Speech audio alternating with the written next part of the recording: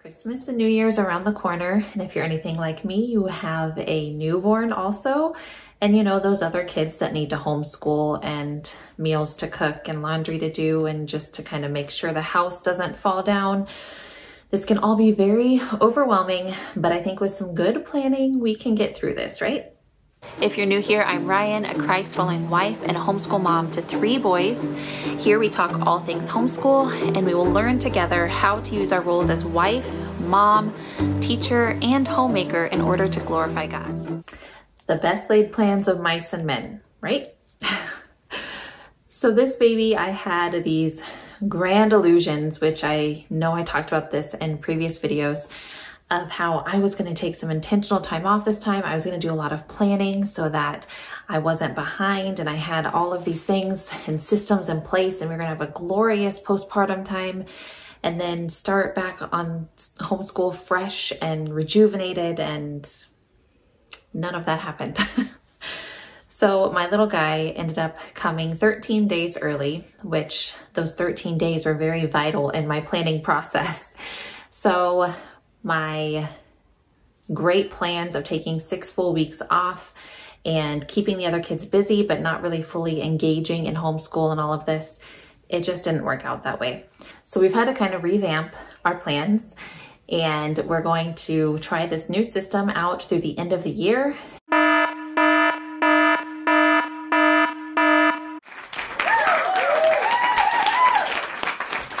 And then we will revamp in January and kind of see, okay, where do we need to go from here? Do we need to keep this system? Do we need to go back to our old system? Do we need something totally new? This is just the beauty and the fun of homeschooling and getting to be home with your kiddos and, you know, really maintain your home and to be a helpmeet to your husband. This is just all part of it. And it is hard and it is trying and it is exhausting, but I do not want to come on here and just complain to you guys. This is a very sacred time. This is a very blessed time, and it is my joy to be able to parent these boys and to be a spouse and to manage my home. But it's hard. It is difficult. But instead of talking about the difficulties, I want to kind of discuss our game plan from here on out and hopefully encourage you to find joy in this mess and to maybe implement some of these strategies to help your days go a little easier if you're in a busy season like me. So how are we going to do this? Well, my thought process is something that you've heard me say before, and I can credit my friend Katie over at Life in the Mundane for this, but we are going to eat our elephant one bite at a time. And what we don't get done in a day, we're going to stick in the fridge for leftovers for tomorrow. And eventually that elephant will be eaten. It just is going to take a while. And so here's the nuts and bolts of how that's going to work. We are going to kind of marry some different routines that I've tried in the past and kind of bring them together and make it to where we have school every day. We touch the different aspects of school, not every day, but in a good rotation. So we are going to be continuing our block scheduling, but we're going to make those blocks even smaller and set timers and say, when this timer goes off, we're done.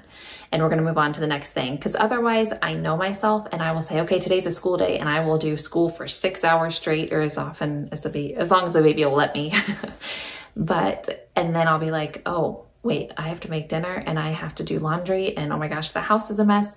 Or I will say, okay, we're going to do school, but after I get XYZ done in the house, well, then I'm going to do a load of laundry and I'm going to do the dishes and I'm going to get started on dinner early and I'm going to mop the floors, and all of a sudden it's going to be 4 o'clock and I'm like, oh, guess we're not doing school.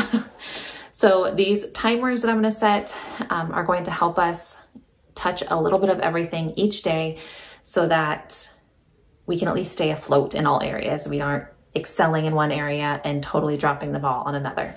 So we will have school blocks, and I say blocks because we might have to break it up into smaller chunks, but we'll have school blocks, we'll have a chore block, then we'll also have screen time and outside time blocks, and those blocks for Mama are going to be my time to prep dinner and to take care of baby and stuff like that.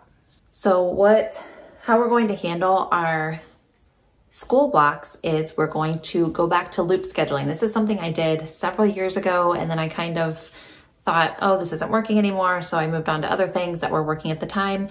But right now, because I know our school time isn't going to be long and luxurious like I want it to be, where we get to just kind of sit and soak in all the beautiful things. I know this season's going to be kind of like a let's hurry up and get as much done as possible thing. I think loop scheduling is going to help us a lot to where we're hitting all the different subjects, you know, at the same intervals. And so we're not doing just math every day, but not touching anything else. And so for us, some of the non-negotiables that I want to hit every day are Bible, reading time, and our Christmas unit that we're doing. So here's a little plug for my friend Rachel. She has released a Christmas unit over at Where Do You Learn That? And her channel is called 7 and All, but she has released this beautiful curriculum that I'm super excited to use. And it's going to help, you know, kind of count down the days till Christmas and get us in God's Word and get us reading good books, which is what she's always really good at. And just learning about Christmas from different points of view. So I really want to be sure we hit that every day in December. But then I also want to obviously get into God's Word and make sure my kids read something every day, whether that be our read alouds or independent reading or whatever. And then we're going to have 3 different loops, which is why I said we may break those into different blocks. I don't really know. We'll kind of see how the days play out. But we're going to have a math and language arts loop. So we will have, let's say 30 minutes or 45 minutes or an hour, I don't know, where I say, okay, it's math and language arts time. So whatever you ended on yesterday, if you finished your math lesson, then I want you to start on language arts today, and vice versa. If they get through a language arts lesson but don't have time for math, well then tomorrow you're starting with math, so that they're always hitting one after the other and not just only hitting math and never getting to that language arts. Their second loop will be kind of their extras loop, which for them is just their sunlight, which has language arts in it, but it also has history and geography and social studies in it. And then science. So if you do sunlight one day and go ahead and have time for our science too, great. Then we'll start with sunlight again tomorrow. If we only get through sunlight, well then the next day we'll start on science. But when those timers go off, we're done. That's how the block is going to kind of play into this. And then their last block or their last loop schedule is going to be their independent work, which is just spelling and handwriting. So they're just going to rotate through those. If they can get both those done in that time, then great. And if not, then it'll just roll over to the next day and they're just going to loop through so that we touch all of those different subjects. And then for our chore block, how that is going to work is we're going to set that timer. And then during that time, they are going to be doing chores the whole time. So we have kind of some daily chores. We have a certain day of the week that's for bathrooms, a certain day of the week that's for kitchen, a certain day of the week that's for dusting, all that kind of stuff. And then they have to every day vacuum up the dog hair. They wanted a dog, so they've got to help take care of it. And so they vacuum up dog hair every day. So after they get that daily chore done and the vacuuming done, if that timer's off, then they can be done. If there's still more time in that chore block, then I'm going to look around and just kind of give them jobs and say, hey, these windows are looking kind of gross. Can you go do that? Or the baseboards are looking bad. Or can you go wipe down the banister down the stairs? Or whatever it is that's just, you know, not looking great. That's just been bugging me. There's a stack of papers. Can you help me sort through those so we can throw them away or whatever? And then obviously the screen block, they will just get video games or TV time for however long it is for the day. Typically that's an hour. If there is some bad attitudes or some disobedience, that gets cut shorter. But typically they have an hour of screens a day anyway. So we're just gonna hardcore set those timers and make sure that we just keep it to an hour. And then outside time, same thing. We probably won't be as strict on that timer because like I said, that'll be typically when I'm cooking lunch or dinner. So if they just want to play out there until it's time to eat or whatever, then that works. And then throughout the day, we're also going to have those little 10-minute tidy up or blitzes or whatever you want to call them, where, you know, before rest time and before bed typically is when we do them. Everyone, it's all hands on deck. There's none of this, well, this is yours and this is mine and I don't want to clean up his mess, blah, blah, blah, blah, blah. You just see a mess, you clean a mess. And so we all just say, okay, living room, 10-minute tidy up, let's go. Okay, kitchen, 10-minute tidy up, let's go. And it's just a way to kind of reset the house where my eye's not twitching as much. Like anyone else deal with that? Like when there's clutter everywhere and you just literally can't even focus because of all the stuff. And so those tidy up times and those blocks of cleaning will also be when I catch up on laundry, and they kind of help with that. I don't trust them quite yet to totally take on the task of laundry. I know some people start their kiddos on that early, but we've had some mishaps there and I'm not very trusting with my laundry. And so, but I can say, hey, go switch over the clothes, go put these in the washer, take those out of the dryer, here, fold these, put these up, and I can delegate tasks that way just as they need to be done. So this is kind of a loose idea of what we plan to do.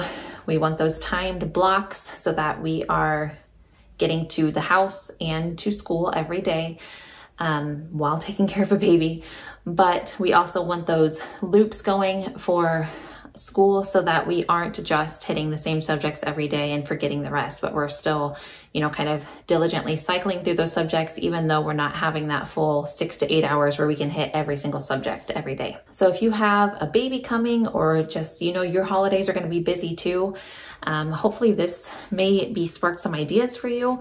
Whether or not these specific things would work for you, I don't know. But like I said, some of those pre-planning things really have helped us out, and hopefully you're not as proud as I am and you are willing to accept the help that is available to you. And I know sometimes there's seasons where you don't have help available to you, and I've been there too. And so, just cling to the Lord in this. You are doing a good work. You're doing a hard work, but it is so worth it. And if we do it as unto the Lord, to his glory, then we can count it all as joy as we're cleaning up another dirty diaper, or sweeping the floor for the 50th time and teaching another spelling lesson, whatever it may be, we can count it all as joy. Let me know down below, what are some things that you have done during these kind of trying, busy seasons to help you kind of stay on task and get to all the things you need to do. I will talk to you next time. Bye.